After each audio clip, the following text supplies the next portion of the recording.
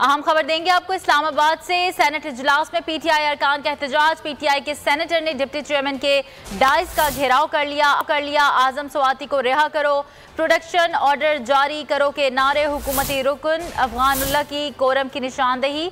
इजलास मुलतवी कर दिया गया। खबर दे रहे हैं आपको, सेनेट इजलास में पीटीआई अरकान का एहतजाज। पीटीआई सेनेटर ने डिप्टी चेयरमैन के डाइस का घेराव कर लिया।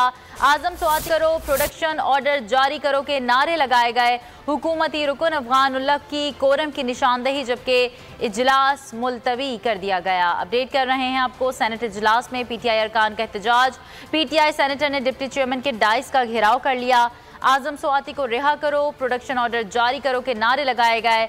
हुकूमती रुकन अफगानुल्लाह की कोरम की निशानदेही, जिसके बाद इजलास मुलतवी कर दिया गया। खबर दे रहे हैं आपको, सेनेट इजलास में पीटीआई अरकान का एहतजाज।